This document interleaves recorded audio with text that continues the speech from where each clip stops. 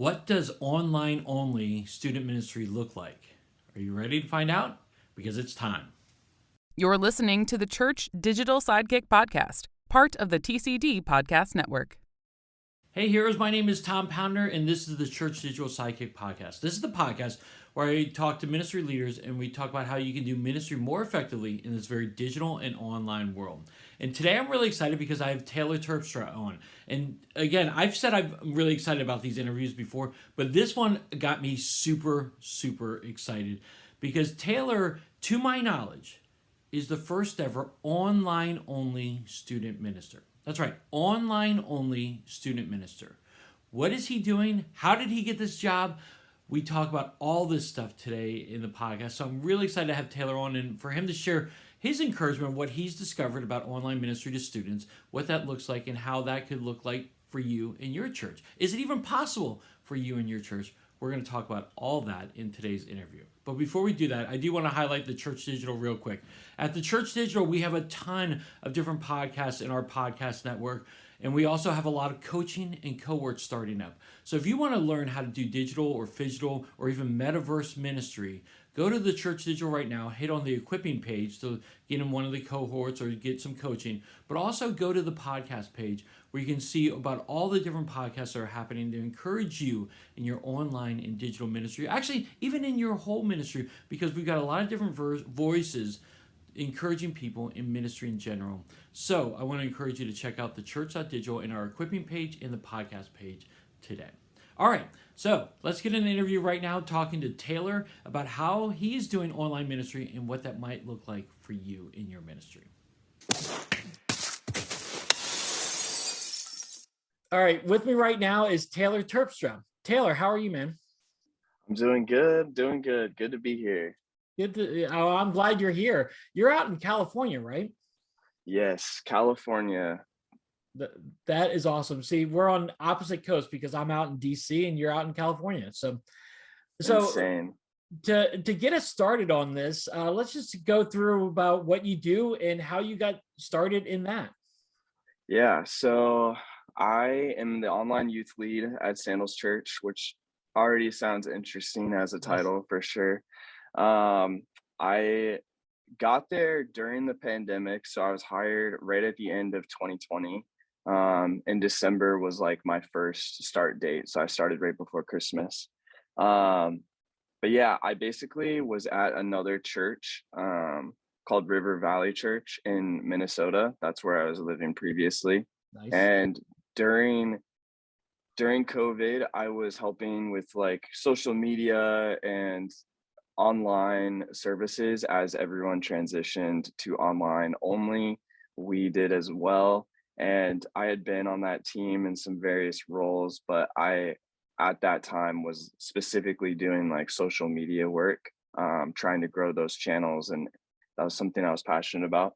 So when online hit, it was like, they basically were like, tapped me on the shoulder and were like, hey, can you help out with this? We don't really know like what we're doing. And we think you might have like a good gauge on it. And I was like, yeah, I'll take a crack at it. And so came up with like an online service, started doing stuff on YouTube, and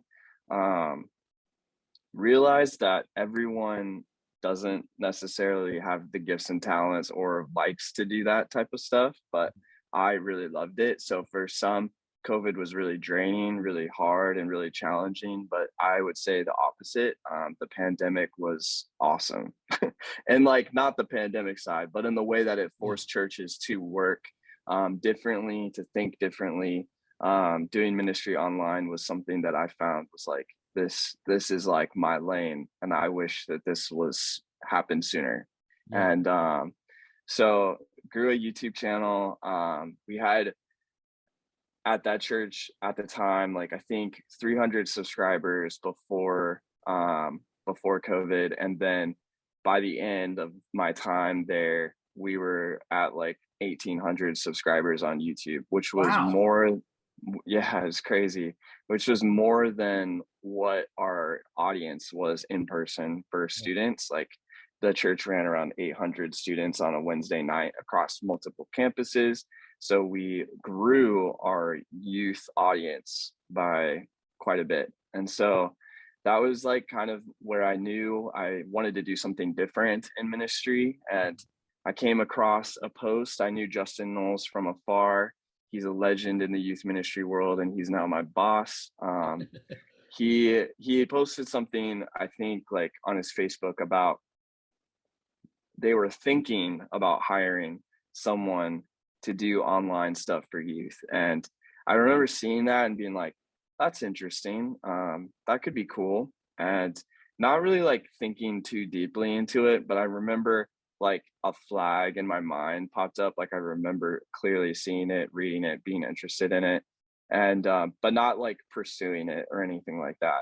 And then he posted another post and was like, guys, remember when I posted about that online like thing we were thinking about? It's a position, it's real.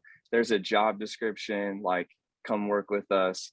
And I basically like I messaged him and I was like, dude, like I don't know really much about this, but I know that I think this is something that I want to do. I'm really passionate about it, and I think that this could be cool. And so we talked, chatted, several interviews down the road, um, all remote, by the way, all remote interviews. And then I ended up at Sandals Church. It was the right fit for sure.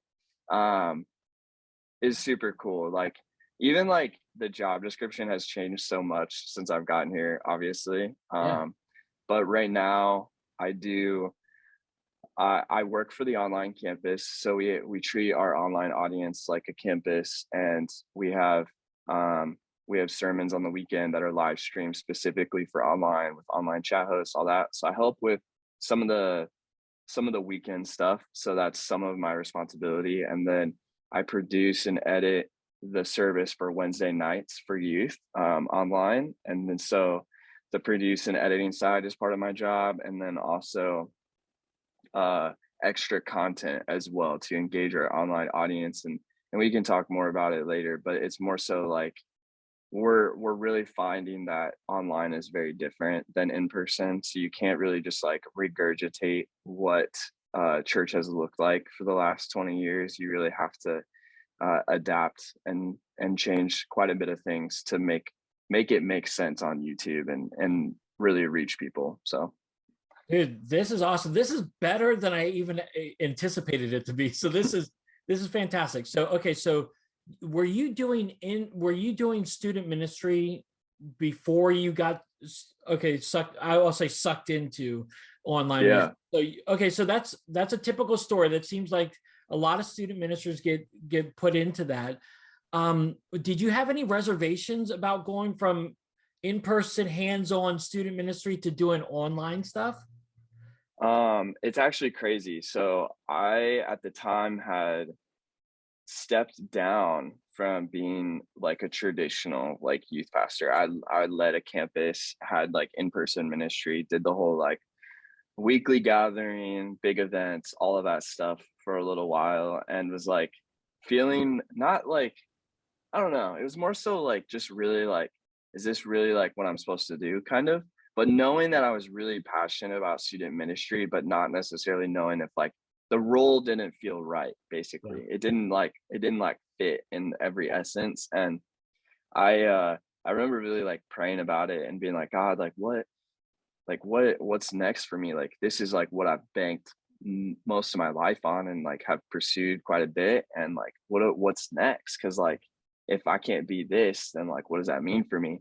And it's crazy because I like always go back to this, but I watched a Gary Vee video just Nice. I scrolling love on Gary social Vee. media. Yeah. Yeah, he's a pretty cool dude.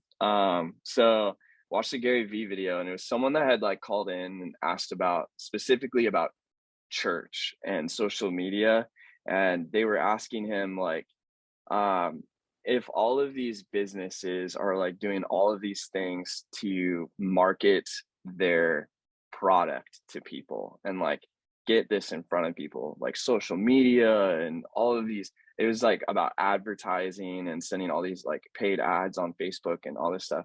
He's like, and churches are still handing out like flyers. It's like, why? Like, he's like, have they fallen behind? Is there any chance that the church can catch up and like do what businesses do in terms of reaching people? And he's like, he said something that was really interesting, and it really struck me. Of like, he said along the lines of it is possible, but they have to put in the work in order to advance themselves to the place of realizing that the world, like he didn't say the world, but I would say the world is doing everything to reach people. And so like the church isn't Mhm. basically. And so that like struck me and was like a very like convicting thing. And so I spent about like I stepped down, I spent about like 7 or 8 months teaching myself like I like went to YouTube University in terms of like video editing, Photoshop, learned about like I took like a Facebook advertising class, like all these like weird things that I felt like would matter in Yeah. the long run. And I just like was passionate about absorbing as much information in terms of how do businesses operate in terms of marketing to people, in terms of getting the word out, in terms of being in front of people, and then like how do we translate that, not in a way of like we want to be gimmicky or we want to sell things, but like because we have the best, like we have the best product, we have the answer for people. And so like if we're not trying to put that in front and using every tool that's available to us, then we're missing it. And so um that's what got me in. So I never had any reservation, I would say, about like transitioning from in-person ministry to online ministry. In fact, I'd say I'm probably more comfortable in online ministry because it truly feels like this is like what God has had planned all along. Yeah. And so, yeah, I'm really excited for just like being where I am in terms of the growth. And even like, I think post COVID is kind of like the term that's being thrown around, but in the online world, COVID really shaped like how people interacted with the internet and even specifically with church. And so now that we're post COVID, I think that we're going to see another like big shift in terms of how people interact online. And so I'm just glad that I'm in this space that I get to explore and learn and innovate. And I think that that's what's cool is that every day is different. Every week something changes. Yes. So yeah, man. Dude, that's awesome. I'm very similar to you in the sense that when I took over and did some online ministry, I wasn't doing online student ministry, but I was doing online ministry. I I Mhm, I had no training whatsoever. I went to school to be a youth pastor. And so mhm. I wanted to do student ministry, and then this opportunity came about years ago, and I had to self teach myself. And I love how you just went on YouTube and did all those classes and you learned about Facebook ads. I mean, I'm not gonna say it's not rocket science, but it's accessible. It's really Totally. there. If you want to learn, you will be able to learn because there's lots of tools out there for you to learn. I love what you're doing. This just gets me all excited. Is there some element of your job right now that you do that you're just loving? Like, what is something that you're just loving to do right now? Yeah. So for there's a couple things I would say, but I'd say the top two things are one, I manage our Twitch team. So we have a team of youth lead volunteers that are youth leads in person at a campus, but they volunteer some of their hours of the week to actually play video games. I know it's so sacrificial, but um they they will they stream live. So right now we stream live twice a week on Twitch, and we do it for mostly our both in person and online. Whoever wants to join can join and hang out. And the whole premise of it is to create a safe place for our students to game and have community, even like in a niche environment, like gaming. We just want to provide like all the access that's possible. Something that's a word that's thrown around a lot, specifically at Sandals, is omni-channel. So like we want to be on every channel. We want to be very accessible by people, and that goes for students too. So there is students on Twitch, so we're creating a community on Twitch and Discord, growing that. That's been something that I've really loved because I love video games personally. I think it's a cool community, and I think um, I see a really great future in that for our student ministry, and even for we've already seen students come to physical locations because of Twitch.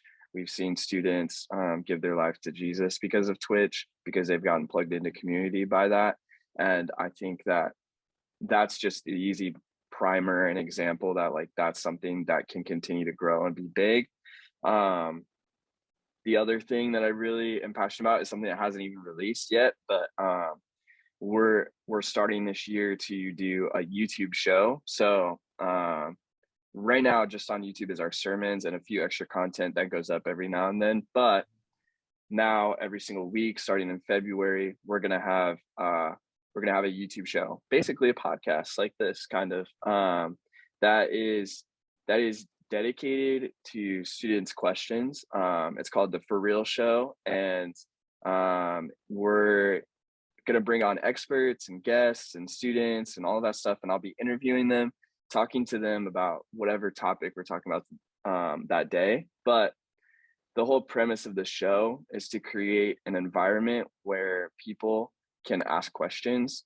They don't have to have the answers, and they can sit in a questioning environment and be really comfortable in it.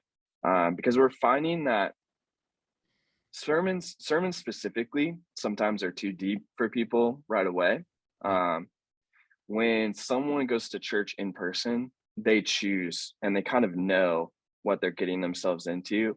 Not that they know what church is like or gonna have but they're gonna have some preconceived notions of what they're getting themselves into, and they're kind of accepting it by going there.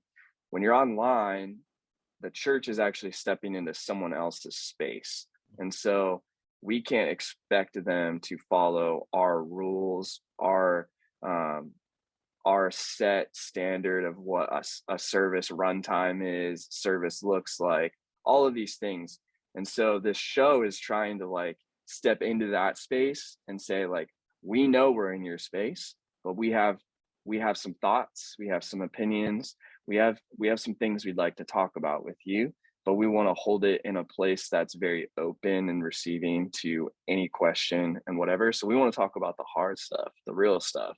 Yeah. And we want to hear from students, we want to hear questions. So there's always going to be an option for students to text in questions. So that's something that I'm really excited about. It's my brainchild, something that we're going to have releasing every single week. It's to widen our funnel so that there's more people that can access our content. And then from there, if those questions don't get resolved in the conversation, then maybe they check out a sermon and they can get those questions further resolved by hearing some more from the Word of God and things like that. So Dude, this is awesome. I love this because again, people go to YouTube to get questions answered, and if you're answering the questions, you've got a great audience there.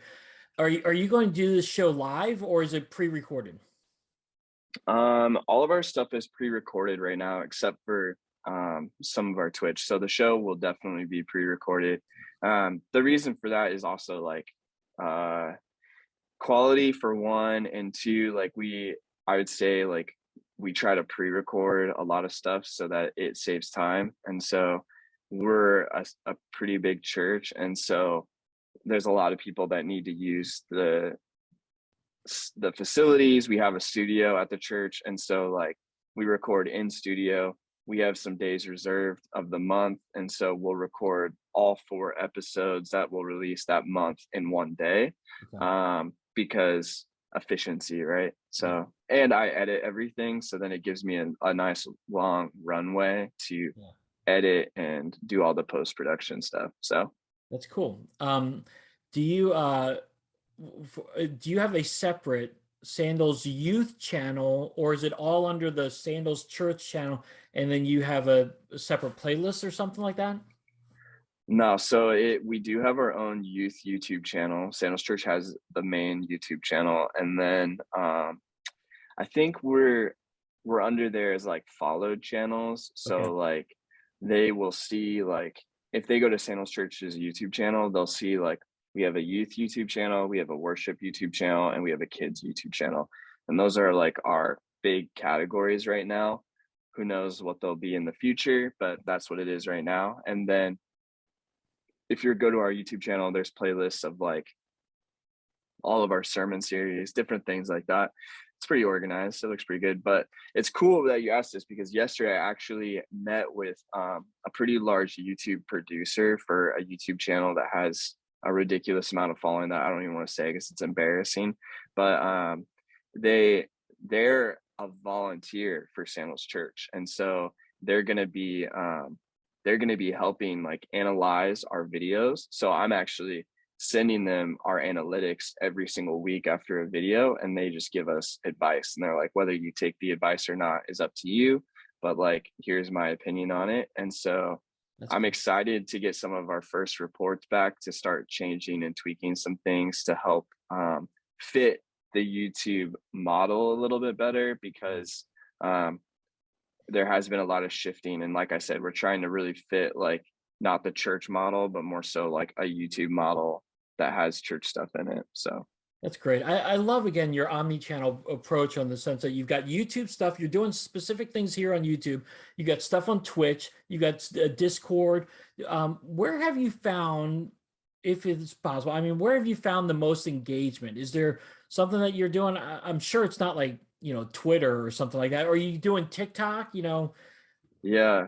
So we're doing TikTok for sure. So we're our main channels for we I would say this is tough. So we do I would divide it by like social media, and then there's video content. So our video content would be YouTube and Twitch. Like that's strictly like longer form video, whether it's live streamed or like pre-recorded, that's YouTube, Twitch.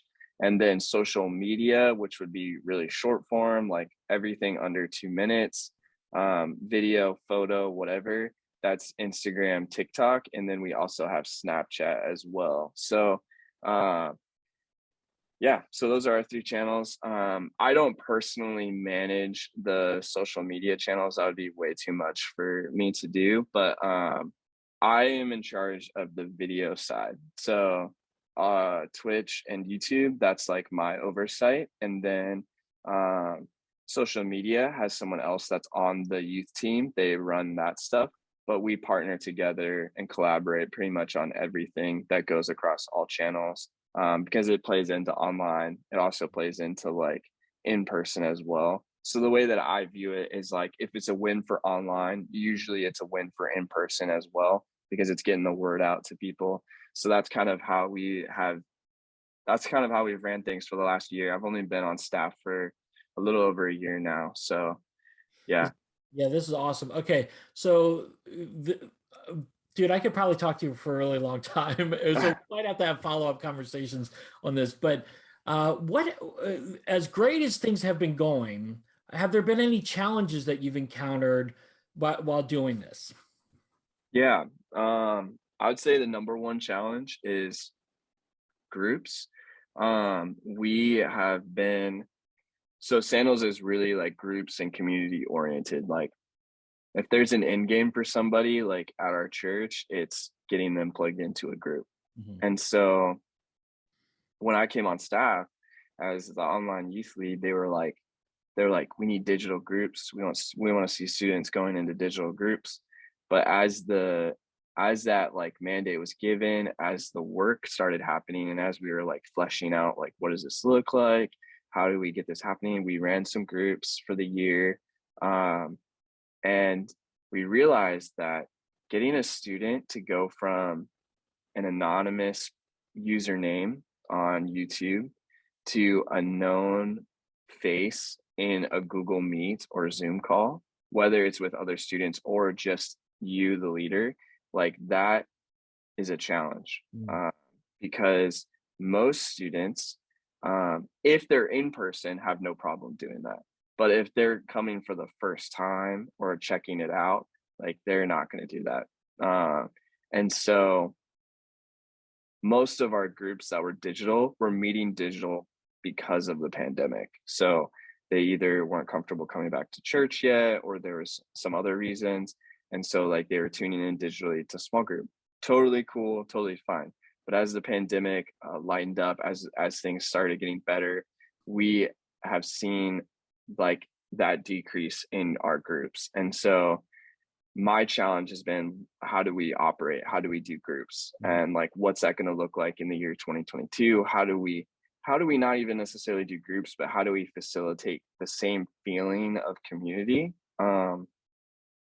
where it's not just like content driven, it's not just It's not just like, hey, check out this video, we're going to talk in the chat during the premiere and hang out, like whatever.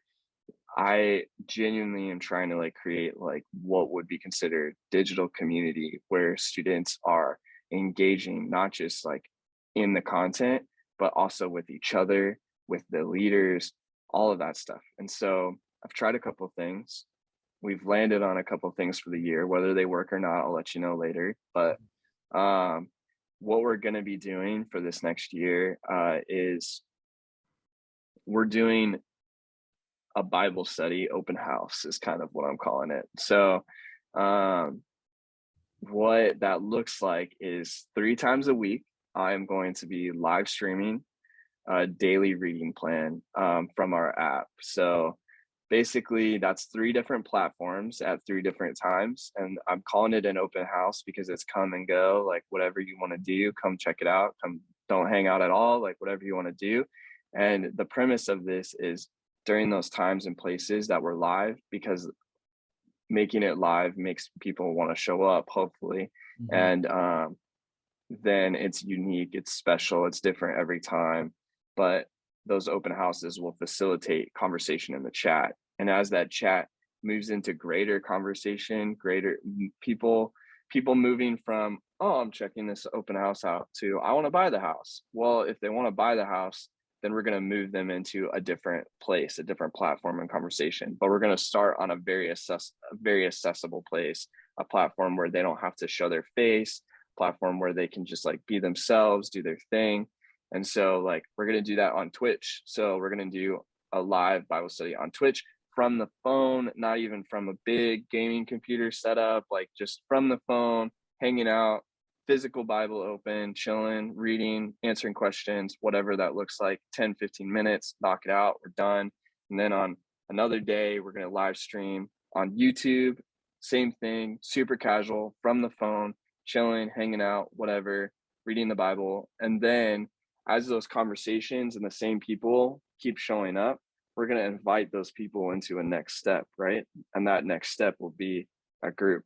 So what it's been is online has been, church has these building blocks. There's like these things that mean discipleship to a church, right? And you take those steps and you want every single person to take that step.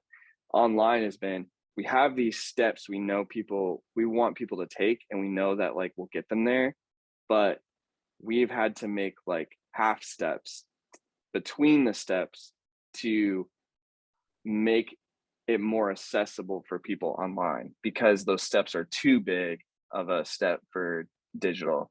And so that's kind of been where we're at. And I'm excited that we figured it out. It's taken us some time, but I'm really excited about these half steps and how that will change how many people get from A to B and then B to C. So Dude, that's awesome. Yeah, I'm glad to hear that I'm not the only one who's, when we've done online Bible studies with students, that they don't like to show up and they don't like to show their face, because of all the age demographics I work with, teenagers just hate to be on Zoom or hate to be on that thing. It's and you know, but I love that new thing that you're doing, and I love how you're doing it 3 different times and on different platforms. I think that's a really cool thing. You're definitely gonna have to let me know how it goes. for So sure. I think that's awesome. Okay, so what gets you, as we're kind of wrapping up here, what gets you the most excited as we're moving in, as you've been doing it for over a year now, Mhm. what gets you the most excited? Yeah, I would say like the metaverse, man. The metaverse gets Yes, me I'm glad you excited. said that. I'm glad you said that. I think like, I don't know, man. I just think that as the church is figuring out like what digital ministry, you're going to see some churches that are willing to do whatever it takes, and then you're going to see some churches that are a little scared to take those next steps because they're like, is it worth it, like whatever. But I think the future, whether we like it or not, we have to rationalize that like it's okay if we don't like the direction that the world is headed or that the country is headed, but technology is continuing to move faster and faster and faster. And if we don't try to keep up and use the tools that are being created to reach people, then we're crazy. Like we're absolutely nuts. And so the metaverse might seem like, what's the metaverse? What is it? Is it even real? No, it's not real, but it is real to some people. Yeah. And so like that person that thinks the metaverse is real needs to find out that God is real as well. And so like if you're not going there and you're not talking to people in the metaverse, even though it's really uncomfortable, like God calls us to not be in our comfort zone. We need to be reaching people. And so yeah, so I want to see us as churches all across the world move into those territories. Like metaverse pops up and we start seeing people talk about it. Let's plant some churches in the metaverse, like let's do some stuff, some crazy stuff, and put resources into it, and not just like expect things to happen, but like put money where your mouth is. Like let's invest in it. So I'm definitely thinking through, looking through, excited about what the metaverse means for ministry. I don't know if you probably have seen like the Life Church person that got saved in the metaverse with one of their first services there. I think like that challenges me. That definitely like is like, okay, so what does that mean? And I'm just out here like we're trying to figure out what weekend services look like still. And um I think that like we have to do both, right? Simultaneously, let's tweak and configure things we're already doing, but also like let's continue to innovate, let's continue to try new things, even if everything we do isn't perfect. Like God can still move in that. And I think that's a word for every church. If it's not perfect, God can still move in it, right? So like we have to keep trying. Dude, this is so encouraging to hear, because I think the same way about the metaverse. Again, the metaverse may not be for me, but it's for people. And there are some people in there and they are searching for God, even in the metaverse. And I think it's an opportunity right now for us to explore and figure it out. I mean, we are called to be missionaries, even digital missionaries. And that means going where people are. And if that's the metaverse, then that's an opportunity for us to grow. Dude, this has been so encouraging. I am like super stoked. I do believe like you're like the first ever online student minister. I think the vision that Sandals Church had to have this position, but then they hear your vision, they hear what you're doing. You seem like the perfect person to be leading this way. And man, it's so encouraging talking to you. Thanks, man. Yeah, it's been like a crazy journey to get here for sure. And like God has done a lot in my life personally to help me realize that this is like what he's called me to do. And also like I just I could be someone on the outside that is pointing fingers at the church, disappointed in what they're doing. But Mhm. I decided a long time ago to be the change that I want to see in the church. And that's what's led me to where I am today. Like, instead of being broken and bitter, I decided to like, okay, let God use me in that. And let's see the ship steered in a different direction, that helps reach more people. So Dude, I'm just about reaching people, man. Dude, your humility is infectious. It is amazing. And God is using you. And I just can't wait to see what your ministry looks like 6 months from now, a year from now. And so you and I will be in touch some more, because I'm going to want to pick your brain about a lot of different things. But Taylor, as we kind of wrap up, how can someone connect with you if they're looking for you and like have questions for you? What's a good way for them to connect with you? Yeah, you can email me as always. That's a good one. So Taylor Terpstra at sandalschurch.com. That's my email. I'll always answer. And then my Instagram handle is Taylor Terpstra at Instagram. So yeah, that's pretty much it. Super simple. I'm mostly updated on Instagram. I have a TikTok, but it's more so to observe, not as much to post. So That's great. Well, I will definitely include all those links on the show notes so that people can cool. connect with you. I hope they do. This is fascinating. Well, Taylor, thanks so much for being on the podcast with me today. I really appreciate it. Sweet. Thanks, man. Thanks for having me. It's been awesome. All right. So, what did you think? What encouraged you from that interview with Taylor? I mean, my mind was blown. My mind was going like a mile a minute after that interview, because I thought, what can I do? What can my church do to reach students more in an online format. How is that possible for us? Listen, it looks different than online ministry, but students are hanging out there. So what can we do to encourage people in our online ministry? How can we encourage students? They're there. Let's encourage them. I would love to hear your thoughts on this. So hit me up on Twitter at @TAPounder. And I've also included Taylor's contact information. If you have questions for him, he would love to talk to you and encourage you as well. So there you have it. That wraps it up for this awesome edition of the Church Digital Sidekick podcast. Again, as always, if you enjoy the podcast, subscribe to it. Go to thechurch.digital and you can check out all my blog posts and podcasts as well, as long as the other voices in there as well. But you can also subscribe to this YouTube version or the audio version on iTunes and Spotify. Is again, the Church Digital Sidekick podcast. I would love for you to subscribe to it today. All right, heroes, well, thanks so much for being with me today. I hope you have a great rest of your day. And until next time, have a great one.